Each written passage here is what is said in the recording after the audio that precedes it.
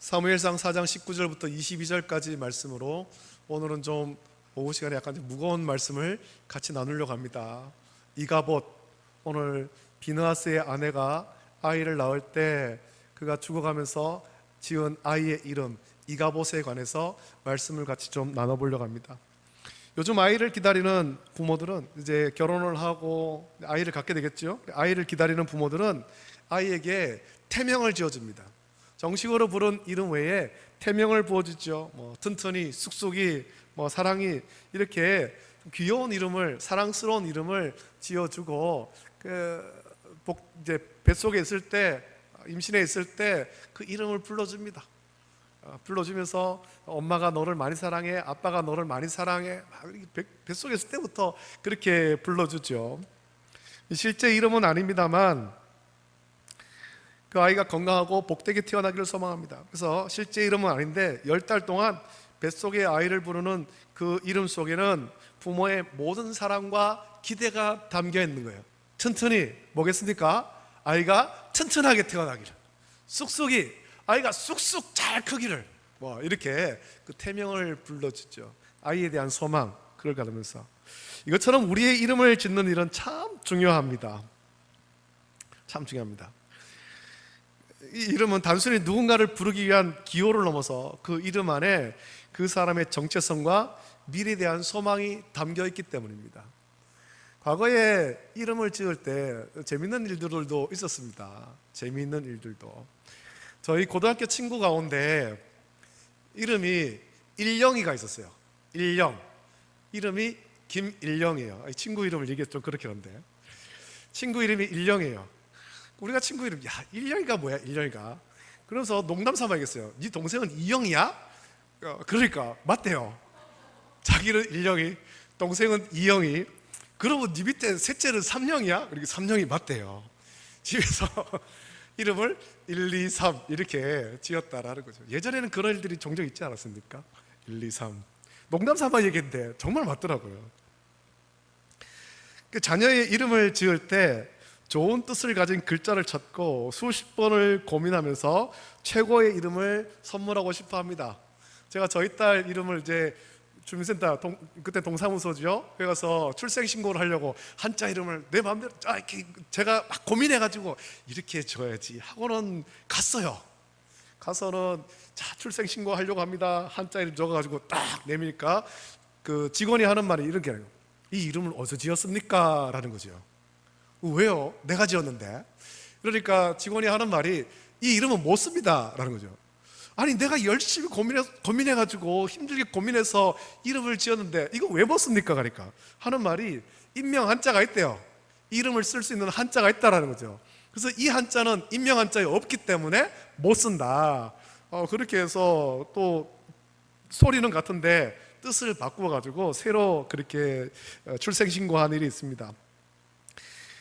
자녀의 이름을 지을 때 좋은 뜻을 가진 글자를 찾고 수십 번을 고민하면서 최고의 이름을 선물하고 싶어 합니다. 이름이 그 사람의 인생이 되기를 바라는 마음 때문이죠.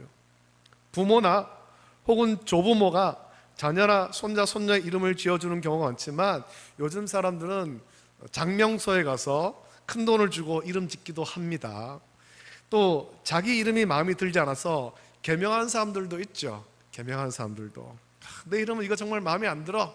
그래서 가서 이제 법원에 가서 어렵게 이름을 바꿉니다.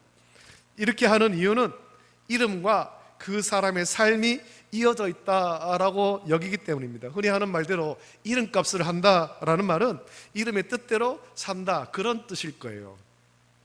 그래서 이름은 참 중요하고 모두가 우리 좋은 이름을 갖고 싶어 합니다. 요즘에 그 아이들 이름 짓는 걸 보니까 시대를 따라서 유행하는 이름이 있더라고요. 유행한 이름이 어떤 글자를 특별히 사용하는 그런 유행이 있습니다. 예전에는 아이들 이름에 빈자가 들어가는 경우가 꽤 많았습니다. 저희 조카 이름도 이제 빈자가 들어가는데 빈자가 들어가는 경우가 많죠. 이름은 참 중요하고 모두 좋은 이름을 갖고 싶어 하죠. 그래서 내 자녀에게 또 손자, 손녀에게 손자, 손녀가 좋은 이름, 예쁜 이름, 부르기 좋은 이름 갖기를 원합니다. 근데 오늘 우리가 함께 읽은 말씀 속에는 한 어머니가 갓 태어난 자기 아들에게 역사상 가장 비극적이고 절망적인 이름을 지어주는 그런 장면이 나옵니다. 부모의 사랑과 소망이 아닌 이 뼈아픈 고통과 탄식 속에서 지어진 이름, 그 이름은 이가봇입니다. 어떻게 한 어머니가 자기의 생명을 걸고 낳은 아들에게 이런 절망의 이름을 붙일 수 있겠습니까? 오늘 말씀을 통해서 이 비느하스의 아내, 그가 자기 아들을 낳으면서 이가봇이라고 이름 지은 이 이름에 담긴 비극의 역사를 우리가 돌아보면서 오늘 우리를 향한 하나님의 엄중한 경고의 말씀을 듣고 우리의 삶의 목적이 무엇이어야 하는지를 함께 깨닫는 그런 귀한 시간이 되기를 원합니다. 자, 이가봇의 이야기를 이해하기 위해서는 먼저 그의 가문 이스라엘의 대제사장이었던 엘리의 가정을 우리가 좀 살펴봐야 됩니다. 엘리는 당시 이스라엘의 사사이자 대제사장으로서 영적으로나 정치적으로 최고의 지도자였습니다. 그에게는 두 아들이 있었죠. 홈니와 비느하스라고는 두 아들이 있었고 그들 역시 아버지의 뒤를 이어서 제사장의 직분을 감당하고 있었습니다. 표면적으로 이들은 하나님을 가장 가까이서 섬기는 영광스러운 가문처럼 보였습니다. 그러나 성경은 그들의 실상을 적나라하게 고발하죠. 사무엘상 2장 12절은 엘리의 두 아들 홈니와 비느하스에 대해서 행실이 나빠 여호와를 알지 못하더라라고 평가합니다. 제사장으로 섬깁니다. 아버지의 뒤를 이어서 제사장으로 섬기는데 하나님은 그들에 대해서 행실이 나빠 여호와를 알지 못하더라라고 평가하는 거예요. 그들은 제사장이라는 거룩한 직분을 이용해서 하나님께 바쳐진 제물을 멋대로 가로채 자기의 배를 불렸고 성전 문에서 수종드는 여인들과 동침하는 아주 악한 죄를 지었습니다. 자기의 정욕대로 산 거죠. 하나님을 예비하는 거룩한 정서를 자기들의 탐욕과 정욕을 채우는 범죄의 소굴로 만들어 버린 겁니다. 아버지 엘리가 이 사실을 알았습니다. 모르는 것이 아닙니다. 그 사실을 알았지만 아들들을 엄히 징계해서 하나님의 영광을 바로 세우기보다 그들을 가볍게 꾸짖는데 그쳤습니다. 내 아들들아, 그렇게 하지 마라. 내게 들리는 소문이 좋지 않다. 이 정도로 끝나버린 거죠. 하나님보다 아들들을 더 중하게 여겼기 때문입니다. 하나님께서는 이런 엘리 가문의 죄악을 절대 기뻐하지 않았습니다. 결국 하나님의 사람을 통해 엘리 가문에 관한 무서운 심판을 선고하시죠. 사무엘상 3장 11절부터 14절 보면 하나님이 어린 사무엘을 부르잖아요. 어려서부터 그 엘리에게 보내져서 실로에서 엘리를 섬겼던 그 어린 사무엘, 하나님께서 택하여 세우신 이 사무엘을 통해서 엘리 가문에 관한 말씀합니다. 엘리 제사장과 그의 집에 관해서 하신 말씀이 기록되어 있는데 그 말씀 보면 여호와께서 사무엘에게 이르시되 보라, 내가 이스라엘 중에 한 일을 행하리니 그것을 듣는 자마다 두 귀가 울리리라. 내가 엘리의 집에 대하여 말한 것을 처음부터 끝까지 그 날에 그에게 다 이루리라. 내가 그의 집을 영원토록 심판하겠다고 그에게 말한 것은 그가 아는 죄악 때문이니 이는 그가 자기 아들들이 저주를 자청하되 금하지 아니하였음이니라. 그로 내가 엘리의 집에 대하여 맹세하기를 엘리 집의 죄악은 제물로나 예물로나 영원히 속죄함을 받지 못하리라 하였노라 하셨더라 라고 말씀합니다. 하나님께서 어린 사무엘을 불렀습니다. 사무엘은 그것이 하나님의 부름인 줄도 깨닫지 못했습니다. 엘리 제사장이 가르쳐줘서 대답을 하죠. 하나님 말씀하십시오. 주의 종이 듣겠습니다. 그렇게 해서 들은 그 말씀이 무서운 말씀이에요. 자기가 섬기고 있던 엘리 제사장에 관한 심판의 말씀인 겁니다. 사무엘이 들은 하나님의 말씀, 첫 번째 말씀이 그 말씀이라는 겁니다. 얼마나 두렵습니까? 그 말씀 보면 그 말씀대로 엘리의 두 아들은 한날에 죽을 것이며 그의 가문은 몰락해서 하나님의 영광스러운 제사장 직분에서 끊어지게 될 것이다 라고 하나님께서 말씀한 겁니다. 선포하신 거예요.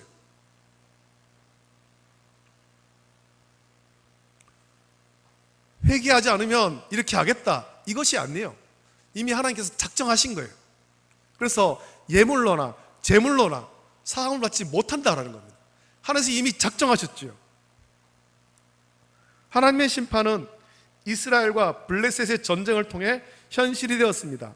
이스라엘은 블레셋과 1차 전투에서 패배하자 큰 두려움에 빠졌습니다. 야, 우리가 이러다가 저 블레셋한테 다 지겠어. 우리가 저들의 종이 되겠어.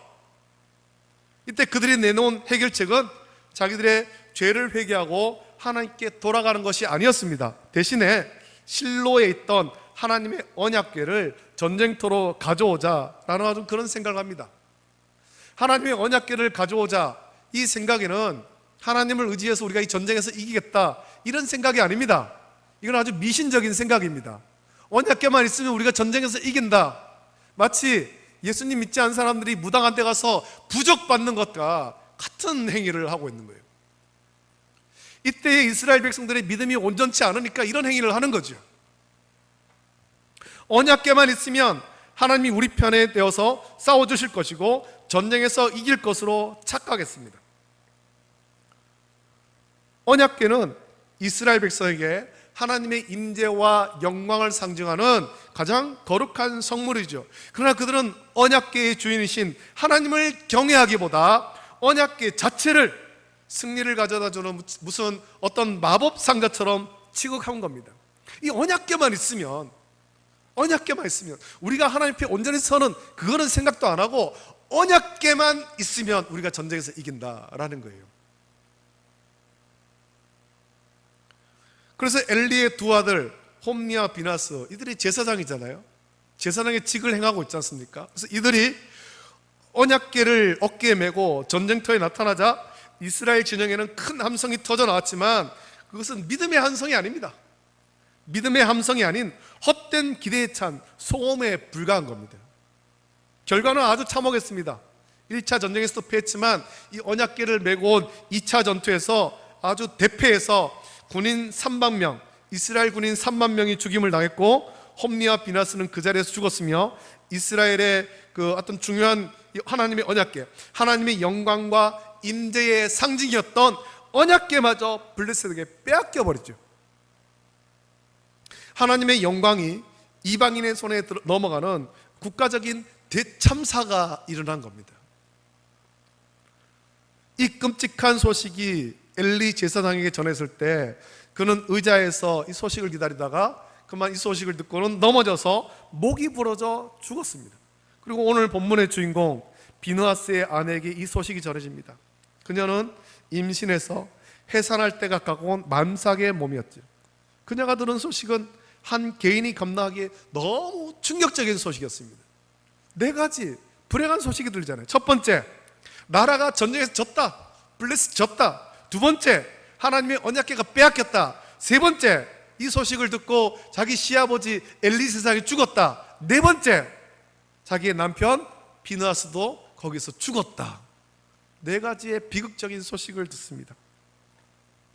한 가지 비극적인 소식만 들어도 절망에 빠지는데 4가지 비극적인 소식을 한꺼번에 들은 겁니다. 이거 한꺼번에 들은 그녀는 극심한 충격으로 갑자기 진통을 느껴서 아이를 낳게 됩니다. 죽어가면서 아이를 낳는 그녀 곁에는 여인들이 말합니다. 두려워하지 말아라, 아들을 낳는다, 네가 지금 아들을 낳는다 외치면서 격려하죠. 당시에 아들이 어떤 존재입니까? 우리나라도 오랫동안 아들을 참 좋아했는데 당시에 아들을 낳는 것은 집안의 대를 잇는 큰 기쁨이고 복이었습니다. 그러나 그 아들을 낳는다지만 오늘 말씀 보면 비느하스의 아내는 대답하지도 관념하지도 않았다라고 말합니다. 그걸 마음에 두지도 않았다라는 겁니다. 비느하스의 아내는 아들을 낳는 기쁨보다 더 큰 절망이 그를 뒤덮고 있기 때문입니다. 그리고 그 비느하스의 아내는 마지막 숨을 몰아쉬면서 자기의 모든 고통과 절망을 담아서 아이의 이름을 짓습니다. 이가봇. 그 뜻은 본문이 분명히 말씀하듯이 영광이 이스라엘에서 떠났다라는 의미입니다. 비느하스의 아내가 왜 이런 이름을 지었겠습니까? 자기는 죽어도 이 아이는 앞으로 살아가야 되는데 앞으로 살아가야 될 이 아들의 이름을 왜 영광이 이스라엘에서 떠났다, 이가봇이라는 그런 불행한 이름을 지었겠습니까? 21절과 22절은 그 이유를 두 번이나 반복해서 강조합니다. 하나님의 괴를 빼앗겼고 하나님의 괴를 빼앗겼으므로. 물론 비느하스의 아내는 남편도 죽었고 시아버지도 죽었습니다. 한 가문의 영광이 완전히 무너져 버렸습니다. 그러나 비느하스 아내의 고통은 개인적인 슬픔과 가문의 몰락에만 머무는 것이 아닙니다. 비느하스 아내의 절망의 핵심은 하나님의 괴, 즉 하나님의 영광이 이스라엘에서 떠났다. 이게 너무 슬픈 거예요. 이게 너무 절망적인 거예요. 제사장 가문이 하나님 앞에 온전히 서지 못하고 타락했을 때 그 결과는 단순히 한 가정의 심판으로 끝나지 않습니다. 그것은 나라 전체의 영적 침체와 하나님의 영광이 떠나는 비극으로 이어진 것입니다. 이가봇의 탄생은 한 개인의 불행이 아니라 하나님을 떠난 그 시대가 맞이한 영적 파산의 선고예요. 여러분, 이것은 그냥 단순히 엘리 가문에 대한 하나님의 심판이 아닙니다. 이 일을 통해서 지금 이스라엘 자체가 이스라엘 자체에 대해서 영적인 파산 선고를 하는 겁니다.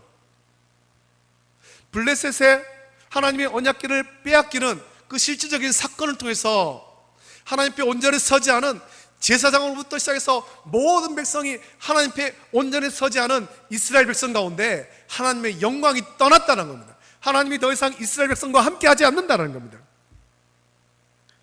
이가봇은 한 아이의 이름을 넘어 하나님을 떠난 개인과 공동체가 맞이할 수밖에 없는 비참한 결과를 우리에게 보여주는 하나의 상징입니다. 여러분, 하나님의 영광이 떠난 자리에는 절망과 죽음 그리고 공허만이 남을 뿐입니다. 이 말씀은 오늘을 살아가는 우리에게 아주 중요한 질문을 던집니다. 나의 삶의 주인은 누구이며 나는 지금 현재 무엇을 위해 살아가고 있는가? 우리는 이것을 깊이 묵상을 해야 됩니다.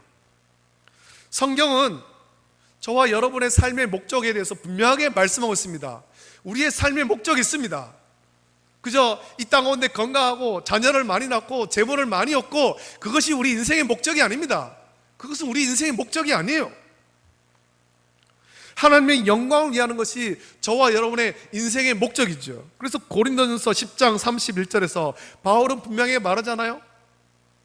물론 그 말씀이 고린도 교회에 온전치 못한 그런 성찬 예식과 관련돼서 한 말씀이기도 합니다만, 그 말씀 보면 먹든지 마시든지 무엇을 하든지 다 하나님의 영광을 위하여 하라 라고 고린도 교회 성도에게 권면했습니다. 우리 신앙의 아주 중요한 문서인 웨스터민스터 소요리 문답 제1문 우리가 많이 들었을 거예요. 이것을 따로 공부하지 않은 분들도 그래, 웨스터민스터 소요리 문답 제1문 많이 들어서 잘 알죠. 그 1문 보면 아주 중요한 질문을 하잖아요. 사람의 제일 되는 목적이 무엇이냐 묻고, 그 대답은 사람의 제일 되는 목적은 하나님을 영화롭게 하는 것과 영원토록 그를 즐거워하는 것이다 라고 우리에게 분명하게 가르치고 있습니다. 이것이 우리 인생의 목적입니다. 이 목적을 잃어버리면 안 됩니다. 엘리 가문이 하나님께 심판받은 것은 하나님께 영광 돌리는 삶에 실패했기 때문에 그렇습니다.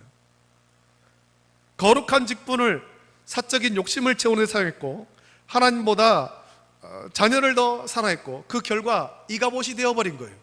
하나님의 영광이 떠났습니다. 그 가정에서 떠났고 그 나라에서, 그 민족에서 떠나버린 거예요. 엘리 가정의 이야기가 성경에 기록된 것, 여러분 구약에 이런 말씀들이 기록된 것, 이게 그냥 옛날 얘기, 옛날에 이런 일이 있었어, 그런 것이 아닙니다.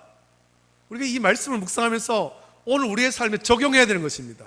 오늘 우리 삶에 하나님이 사무엘을 세워서 이스라엘을 영적으로 새롭게 하기까지 엘리 제사장이 사사로 섬길 때 이스라엘은 영적으로 어두운 시대였습니다. 분명히 대제사장이 있습니다. 엘리 제사장이 있습니다. 사사가 있습니다.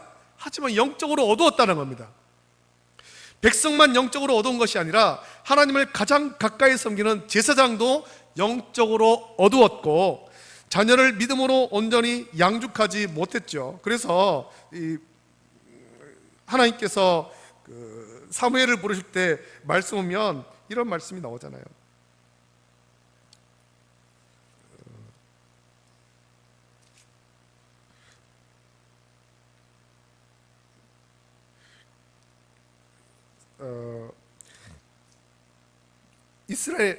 이스라엘이 영적으로 어두웠다. 하나님께서 말씀하신다. 하나님 말씀이 희귀해서 이상이 보이지 않던 때, 하나님께서 그 영적으로 어두운 시대였습니다. 제사장이 있지만, 엘리 제사장이 있지만 하나님 엘리 제사장 안 부르시잖아요. 그에게 하나님 음성을 안 들려주시잖아요. 영적으로 어두운 시대. 홈리와 비나스, 그가 엘리 제사장을 이어서 제사장의 직을 감당합니다.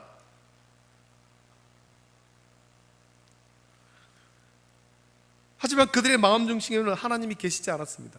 제사장의 의복을 입었습니다. 세마포를 입고 흉패를 차고 제사장으로 섬깁니다만, 제사장의 일을 합니다만, 제사장의 사역을 하지만 그들은 하나님을 모르는 사람이에요.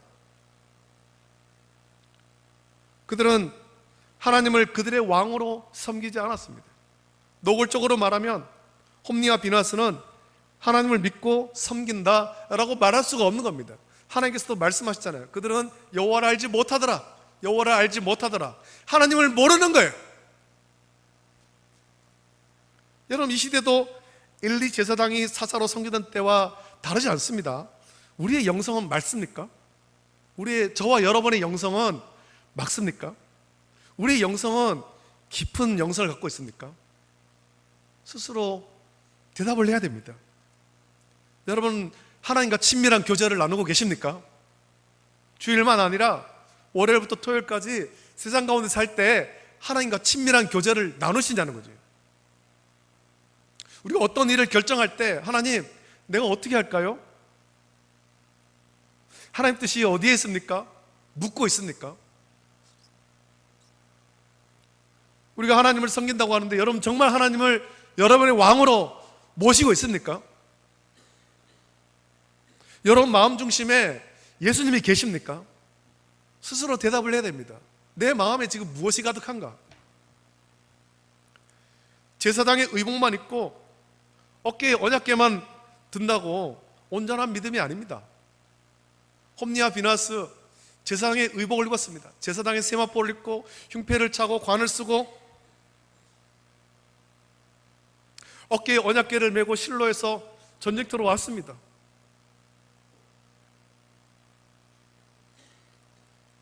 그렇다고 그것이 온전한 믿음이라고 말할 수가 없는 거예요. 온전한 믿음이라고. 그들은 아마 생각했겠죠.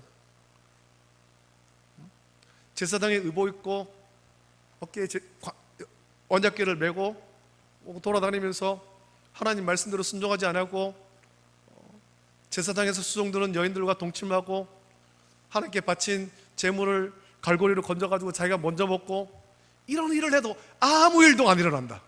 아무 일도 안 일어난다. 아무 일도. 그때 그의 마음속에 드는 생각이 뭡니까? 내가 이래도 괜찮네. 아무 일도 안 일어나네. 나 잘 사네.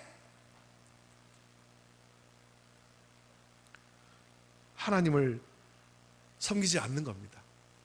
하나님을 왕으로 섬기지 않는 겁니다. 우리는 그렇게 살고 있지 않습니까? 여러분 지난 한 주간의 삶을 돌아보십시오. 한 주간 살면서 우리가 제멋대로 살았는데 아무 일도 안 일어나요. 아무 일도. 어떤 일이 반드시 일어나야 된다는 것이 아니라 아무 일도 안 일어나니까 마음속에 든 생각이 뭐예요? 이래 살아도 괜찮네. 이래 살아도. 여러분 교회 위기라고 말을 많이 하죠. 교회의 위기는 교회에 모이는 사람이 점점 줄어서 위기가 아닙니다. 교회와 성도가 하나님의 부르신 뜻대로 하나님 영광을 위해서 섬기지 않는 것이고, 그것은 곧 하나님의 영광이 우리와 함께하지 않는 것, 하나님의 영광이 우리를 떠나는 것, 이게 교회의 위기예요. 곳곳마다 예배당이 있고 사람들이 주일이면 교회에 모이지만 우리가 하나님 영광에 살지 않고, 그래서 하나님이 우리를 떠나시고 하나님 영광이 떠나시면 사람 아무리 모여있는데 뭐 하겠습니까? 하나님께서 기뻐하지 않는데. 우리가 아침부터 저녁까지 모여가지고 찬송 부르고 예배하면 뭐합니까? 하나님 우리 예배를 안 받으시는데. 엘리 제사장 가문의 비극이 있고 난 뒤에 하나님은 사무엘을 통해서 종교 개혁을 이루셨지요.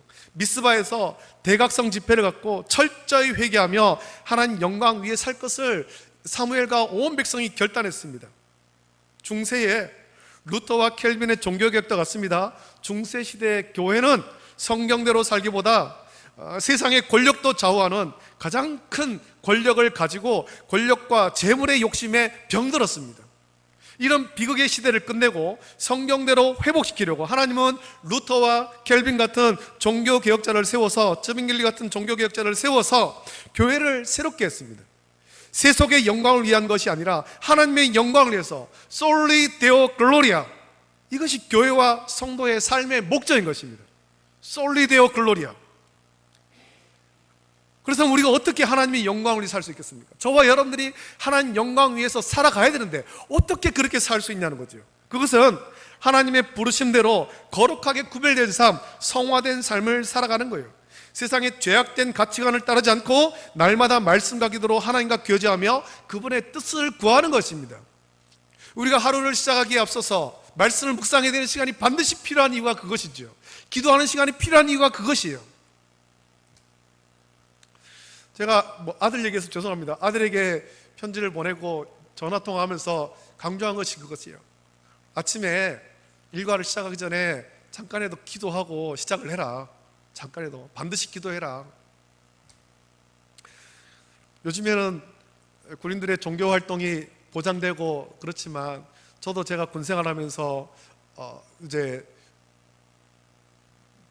그 안에 예배당이 없어서 외부로 예배를 드려 가야 됐고, 또 근무하는 주일이 되면 예배를 드리지 못하는 상황이 생기고, 그런 상황 속에서도 기도를 통해서 우리의 믿음을 지키는 거예요. 기도를 통해서 말씀을 묵상하고 기도하면서. 저와 여러분들에게 짧은 시간이라도 그것이 필요합니다. 하루를 시작하기에 앞서서 하나님, 오늘 하루도 주 뜻대로 살길 원합니다. 주님, 내 길 인도하여 주시옵소서. 내가 하나님 영광 위에 살겠습니다. 인도해 주십시오. 기도해야 되는 거예요. 우리의 성화는 우리의 힘과 의지로 이룰 수 없습니다. 오직 우리 안에 내주하시는 성령님을 의지할 때 가능한 것입니다. 성령의 도우심을 구하며 우리의 죄된 본성을 십자가에 날마다 못 박고 하나님의 성품을 닮아가기 위해서 몸부림치는 삶, 그 삶을 통해 하나님께서 영광을 받으시는 거지요. 성령의 인도하심에 복종해야 되는 거예요. 나의 정욕을 십자가에 못 박고. 여러분, 우리 각자의 삶을 돌아보길 원합니다. 나의 가정, 나의 직장, 나의 교회, 그리고 내 심령의 중심에 과연 하나님의 영광이 머물고 있는가? 아니면 세상의 욕심과 죄악으로 이가봇의 어두운 그림자가 들어와 있지는 않은가 살펴야 돼요. 만약 우리의 삶이 엘리 가문의 길을 따르고 있다면 오늘 시간 우리 즉시 돌이키고 회개해야 됩니다. 그리고 다시 우리의 삶의 목적을 오직 하나님 영광에 맞추고 성령을 의지해서 거룩한 삶 살기를 결단해야 됩니다. 그래서 우리의 삶은 이가봇의 절망이 아닌 솔리 데오 글로리아, 오직 하나님께 영광 돌리는 온전하고 복된 성도의 삶을 살아가기를 결단하며 기도하는 저와 여러분 되시기를 예수님의 이름으로 축복합니다. 진짜 우리 이 찬양 같이 부르고 기도하길 원합니다. 제가 어떻게 이 말씀과 관련해서 어떤 찬양을 할까 고민하다가 이 찬양을 골랐습니다. 우리는 주의 영광을 바라보고 그 영광 위에 살아가기를 결단해야 됩니다. 그래서 이 찬양할 때 내 눈 주의 영광을 보내. 우리 가운데 계신 주님, 우리가 우리의 시선을 주님께로만 향하고 우리의 길을 주님의 말씀에로 길을 기울이고 주의 영광 위에 솔리 데오 글로리아 이 삶 살기를 결단하면서 이 찬양 같이 부르고 간절히 기도하겠습니다. 함께 찬양합니다.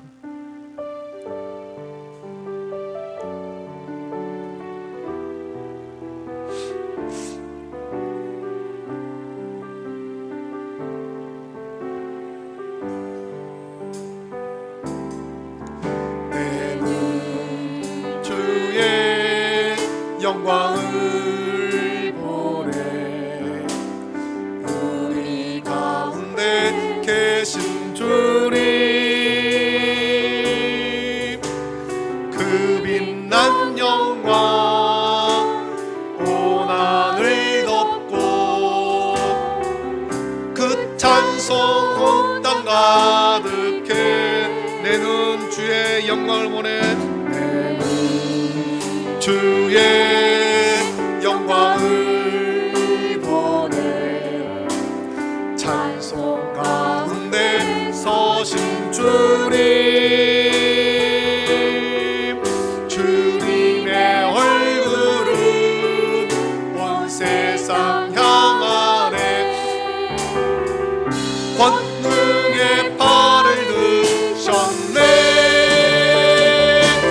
주의 영광 이곳에 갖게 우리 선에 주님과 함께 찬양하며 우리는 전진하리 모든 열방 주 볼 때 하늘 아버지 우리를 새롭게 하사 하늘 아버지 우리를 새롭게 하사 열방 중에서 주를 섬기게 하소서 온 나라 일어나 찬송 부르며 영광의 주님을 보게 하소서 주의 영광 이곳에 갖게 우리 선에 주님과 함께 찬양하며 우리는 전진하리 모든 열방 주 볼 때까지. 이제 우리 함께 기도하길 원합니다. 우리가 엘리 가문의 가정이 될 것이 아니라 사무엘이 돼야 됩니다. 사무엘이 영적 대강성을 내야 됩니다. 오랫동안 신앙생활하면서 우리 영성이 좀 무뎌지지 않았습니까? 좀 탁해지진 않았습니까? 맑은 영성, 깊은 영성을 다시 회복해야 됩니다. 주님과 동행하는, 주님의 뜻을 구하고 그 뜻 가운데 순종하는 그런 깊은 영성을 우리가 회복해야 됩니다. 우리가 무엇을 위해 살아가겠습니까? 우리의 삶의 모든 목적, 우리가 아침에 눈을 뜨고 하루를 살아가고 또 맡은 일에 열심을 내는 그 모든 과정들, 이것이 다 하나님의 영광을 위한 것이 되어야 됩니다. 우리가 어떤 일을 하든, 세상에 어떤 유명한 어떤 일을 하든, 혹은 있는 듯 없는 듯 그런 아주 작은 일을 하든, 그 모든 것들이 하나님의 영광을 위한 것이 되어야 돼요. 하나님의 임재를 묵상하며 하나님의 영광 위에서 솔리 데오 글로리아, 내가 하나님 영광 위에 살겠습니다. 이 작은 일을 하지만 하나님 임재하심을 묵상하며 하나님의 영광 위에 살겠습니다. 주님, 우리 삶을 통해서 영광 받아 주시옵소서. 그런 마음으로 간절히 기도하시고 이 한 주간 우리가 주님의 부르신 뜻대로 순종하며 살 수 있도록, 복종하며 살 수 있도록 은혜를 부어주시고 우리의 가정이 주의 영광 위에 살아가는 귀한 가정으로 온전하게 설 수 있도록 은혜를 베풀어 주시고 이 땅의 교회를 지켜주시고, 교회의 위기는 사람이 주는 것이 아니라 하나님의 영광이 떠나가는 것, 하나님 영광이 살지 않는 것, 섬기지 않는 것, 이것이 교회의 위기임을 기억하면서 우리가 하나님 영광 위에서 예배하고 섬기고 모일 수 있도록 은혜 베풀어 주시옵소서. 간절한 마음으로 이 시간에 주님 한번 크게 부르짖고 합심하여 함께 기도하겠습니다. 주여, 걸어가신 아버지 하나님, 사랑과 은혜를 감사합니다. 아버지 하나님, 이 시간에 아버지 하나님 우리가 함께 말씀을 나누었습니다. 아버지 하나님이시 우리가 하나님 영광의 살 수 있도록 내버려 주옵소서.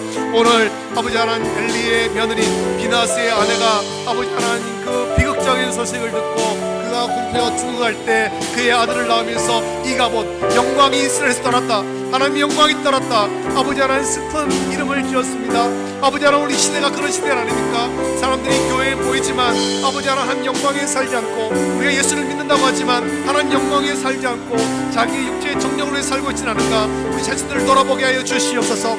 아버지 하나님, 다시 한번 종교개혁이 필요할 때입니다. 솔리 데오 글로리아, 오직 하나님 영광 위에서 아버지 하나님 우리가 먹든지 마시든지 무엇을 하든지 하나님 영광 위에 살게 하여 주시옵소서. 아침에 눈을 떠서 아버지 하나님을 시작하기에 앞서 기도하면서 하나님 뜻을 묵상하고 하나님 뜻을 분별하고 그 뜻 가운데 순종하고 우리의 작은 삶을 통해서 하나님 영광 위에 살아갈 수 있도록 은혜를 부어주옵소서. 기도하는 우리 몸 성될 수 있도록 은혜를 부어주시기를 간절히 소원하옵나이다. 아버지 은혜를 넘겨주옵소서. 우리가 엘리 가문의 집이 아니라 사무엘과 같이 영적 대각성을 일으키는 자가 되고 그 주 뜻대로 순종한 삶으로 말미암아 하나님께 영광 돌리고 우리 삶이 주 안에서 복된 삶이 될 수 있도록 은혜를 부어주시옵소서. 성도를 지키시고 성도의 가정을 지키시고 아버지는 교회를 지켜주시옵소서. 이 위기 하나님의 영광이 살지 않는 이 위기 가운데 우리를 거쳐 주시기를 간절히 소원하옵나이다. 거룩하신 아버지 하나님, 사랑과 은혜를 감사합니다. 이 오후 시간에 또 함께 모여 하나님을 예배하며 참 무거운 말씀을 함께 묵상하였습니다. 엘리 제사장의 며느리 비느하스의 아내가 그의 마지막 생에 아들을 낳으면서 그 아들, 정말 사랑스러운 아들이지만 그 아들을 낳으며 그 이름을 이가봇, 영광이 이스라엘에서 떠났다 이름을 지었습니다. 엘리가 제사장으로 섬기고 사사로 섬기는 동안 이스라엘의 영성은 너무나도 탁해졌고 탁해지다 못해 어두워서 아무것도 보지 못하는 그런 시대가 되어버렸습니다. 제사장도 있고 언약궤도 있지만 하나님 뜻을 분별하지 못하고 영성이 어두워서 하나님 영광을 위하는 것이 아니라 자기 육체의 정욕을 위해서 살아가므로 하나님은 엘리 가문에 대해서 심판했습니다. 엘리의 두 아들, 그들은 하나님을 알지 못하는 자다. 그들의 죄악이 커서 하나님을 알지 못하는 자다. 제사장의 의복도 있고 제사장의 직도 섬기지만 하나님을 모른다. 하나님께서 심판하셨습니다. 오늘 이 시대 우리의 모습이 그렇진 않은가 돌아보게 하여 주시옵소서. 우리가 하나님을 믿는다고 예수님을 나의 구주로 섬긴다고 말하면서 교회 모여 예배하지만 우리가 정말 하나님과 온전하게 동행하고 있는가? 우리 영성이 맑은가? 돌아보게 하여 주시고 세상의 어지러운 것들로 인해서 혼탁해져 버린 우리의 영성을 다시 하나님 말씀으로 깨끗하게 맑게 정화할 수 있도록 은혜 주시기를 원합니다. 맑고 깊은 영성을 가지고 주님과 온전히 교제하고 동행하고 주님의 뜻을 분별하고, 그래서 우리의 삶이 솔리 데오 글로리아, 오직 하나님께 영광을 온전하게 돌리는 삶이 될 수 있도록 은혜 주시길 원합니다. 하루를 시작하기 앞서 우리가 기도하고 하나님 뜻을 분별하고 그 뜻 가운데 순종하기를, 복종하기를, 성령의 인도하시에 복종하기를 결단할 수 있도록 은혜 주시옵소서. 이런 결단을 해도 우리는 날마다 깨어지고 넘어집니다. 주여 우리를 불쌍하시고 이런 결단과 성령의 인도하시에 복종함으로 우리의 삶이 하나님께 영광 돌리는 그런 온전한 성도의 삶으로 변화되어 갈 수 있도록 성령께서 역사하시고 이끌어 주시옵소서. 이제 한 주간을 세상 가운데 살려고 합니다. 아버지 하나님, 우리 삶을 다스려 주시고 인도하여 주시고 또 우리의 성령으로 변화된 우리의 삶을 통해서 하나님이 영광 받으시고 우리에게는 은혜로 채워 주시옵소서. 감사합니다. 예수님의 이름으로 기도드립니다. 아멘. 이제 우리 다 함께 주님께서 가르치신 기도로 예배를 마칩니다. 하늘에 계신 우리 아버지여, 이름이 거룩히 여김을 받으시오며 나라가 임하시오며 뜻이 하늘에서 이루어진 것 같이 땅에서도 이루어지이다. 오늘 우리에게 일용할 양식을 주시옵고 우리가 우리에게 죄 지은 자를 사하여 준 것 같이 우리 죄를 사하여 주시옵고 우리를 시험에 들게 하지 마시옵고 다만 악에서 구하시옵소서. 나라와 권세와 영광이 아버지께 영원히 있사옵나이다. 아멘.